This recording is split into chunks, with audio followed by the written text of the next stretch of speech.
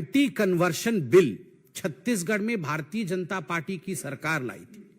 उसका मुख्य उद्देश्य कोई सौहार्द बिगाड़ना नहीं था, उसका कोई उद्देश्य सौहार्द बिगाड़ने का नहीं था। उसका उद्देश्य था कि हमारे जो जनजाति बंधु हैं, जो ट्राइबल बंधु हैं, किस प्रकार से उनके संस्कृति को, किस प्रकार से उनके विचारों को हम संजो के रख सके, उसे बचा के रख सके।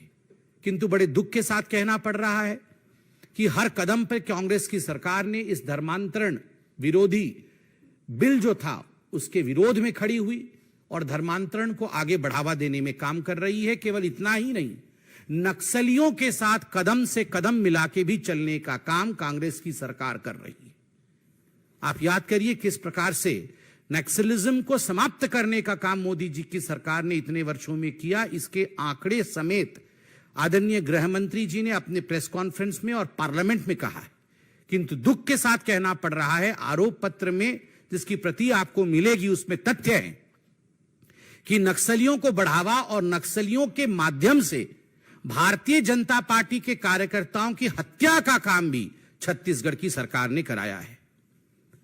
बंधुगण, शराबबंदी, आप याद करिए पिछली बार जब राहुल गांधी छत्तीसगढ़ गए थे तो राहुल गांधी जी और कांग्रेस पार्टी ने एक मुख्य बिंदु को पकड़ा था छत्तीसगढ़ में कि हम यहां पर 100% शराबबंदी कराएंगे। शराबबंदी नहीं हुई।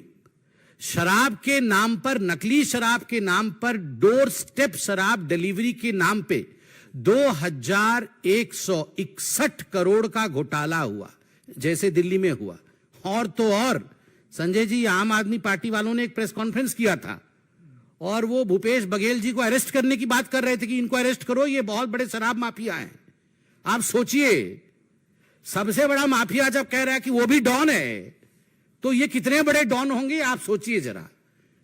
जब आम आदमी पार्टी वाले बोल रहे हैं कि ये हमसे आगे निकल गए हैं शराब घोटाले में और भूपेश बघेल जी अरेस्ट होने चाहिए, तो 2161 करोड़ का शराब घोटाला। आप सभी गणमान्य पत्रकार बंधु हैं और कई वर्षों से आप इस प्रोफेशन में हैं। एक विषय आप सब मानेंगे कि विगत 15 वर्ष, ये कांग्रेस के 5 वर्ष काट दीजिए, छत्तीसगढ़ के विगत 15 वर्ष अगर पूरे हिंदुस्तान में किसी एक विषय को लेकर चर्चा होती थी, कीर्तिमान होता था, तो वो PDS, public distribution scheme, PDS scheme को लेकर होता था कि धान और चावल की जो डिस्ट्रीब्यूशन होती थी वो इस प्रकार से होता था कि उसका उदाहरण पूरे हिंदुस्तान में दिया जाता था।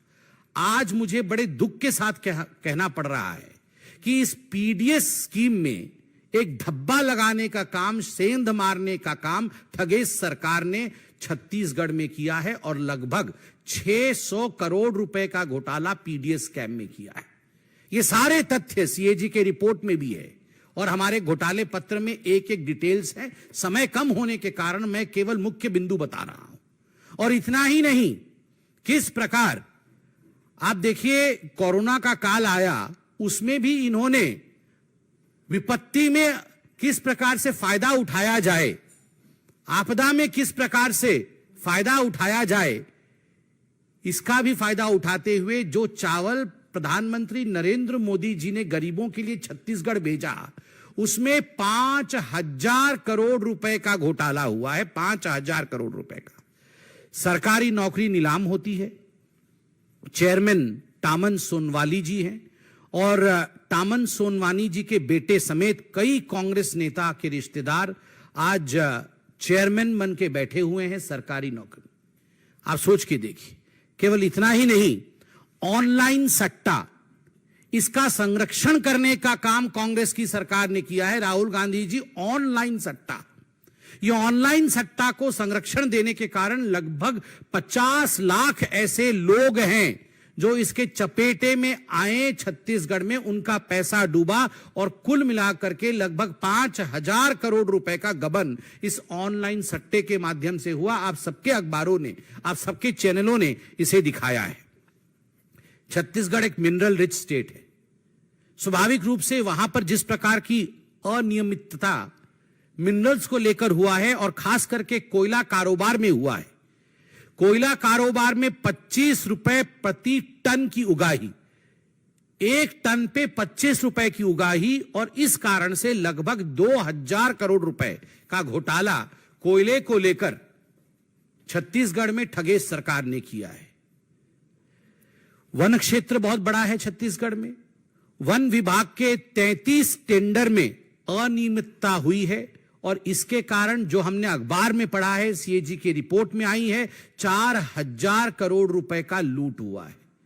मुझे तो बोलते हुए भी यहां हिसाब रखना पड़ रहा है। 5000, 5000, 4000, 6000, 5000, कितने कितने हजारों करोड़ों लूट जा रहे हैं।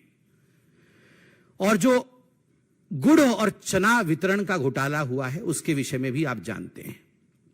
सबसे बड़ी बात है, मैंने खनन के विषय में कहा, जो प्रदेशाध्यक्ष हैं कांग्रेस पार्टी के, जिनका नाम मोहन मरकाम है, खुद मोहन मरकाम ने माना है और यह आज विदित है वहां पर छत्तीसगढ़ में, बच्चा बच्चा जानता है कि डिस्ट्रिक्ट मिनरल फंड में उन्होंने घोटाला करके किस प्रकार 7 करोड़ रुपए कमाए हैं। इस विषय में छत्तीसगढ़ के हर अखबार में सुर्खियां थी। मोहन मरकाम जो अध्यक्ष हैं कांग्रेस के। शिक्षक एक बहुत महत्वपूर्ण पद होता है। शिक्षकों के लिए कई विषय इन 360 वादों में राहुल गांधी ने छत्तीसगढ़ में किया था।